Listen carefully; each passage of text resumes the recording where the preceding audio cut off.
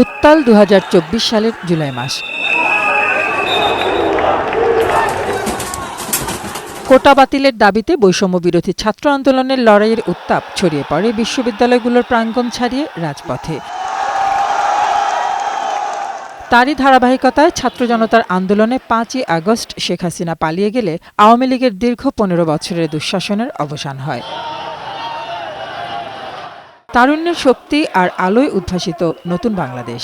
বিগত সরকারের অনিয়ম, দুর্নীতি আর দুঃশাসনের জাঁতাকল পেরিয়ে এবার গণমানুষের দীর্ঘদিনের অপ্রাপ্তি ভোগান্তির অবসান চান বৈষম্য বিরোধী ছাত্র আন্দোলনকারীরা।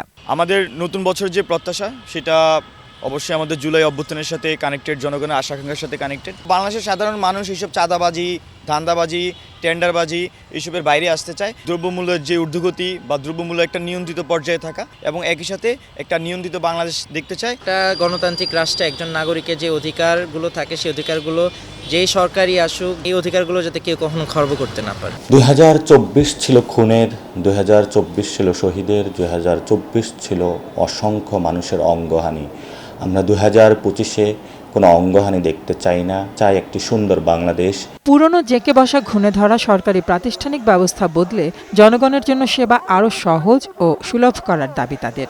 শিক্ষা ব্যবস্থার আধুনিকায়ন ও ঢেলে সাজাতে তাগিদ দেন তারা। বলেন, গণতন্ত্রের চর্চা ও সুষ্ঠু নির্বাচনের মধ্য দিয়ে বাংলাদেশের মর্যাদা সমুন্নত রাখতে হবে। রক্ত দিয়ে যেই ফ্যাসিবাদকে সরিয়েছি সেই ফ্যাসিবাদ যদি আবার আসতে চায় আমাদের রক্তের উপর দিয়ে আসতে হবে। বাংলাদেশের প্রতিষ্ঠানগুলোতে যেমন সংস্কার চাই, একই সাথে এই প্রতিষ্ঠানের পাশাপাশি একটি গণতান্ত্রিক পরিবেশ বাংলাদেশে বিরাজ করুক, তার মধ্যে দিয়ে যাতে গণতান্ত্রিক প্রক্রিয়ার মধ্যে দিয়ে হচ্ছে পরবর্তী ক্ষমতা হস্তান্তর হয়। দল, আদর্শ, বিভাজনের যে রাজনীতি বাংলাদেশে আছে সেগুলোর ঊর্ধ্বে উঠে শান্তি এবং মর্যাদার একটি বাংলাদেশ দেখতে চাই। অন্তর্বর্তী সরকার নতুন বছরে জুলাইয়ের গণ অভ্যুত্থানে শহীদ ও আহতদের পরিবারের পাশে আরও জোরদারভাবে থাকবে বলেও প্রত্যাশা তাদের। রিতা নাহার, বৈশাখী সংবাদ, ঢাকা।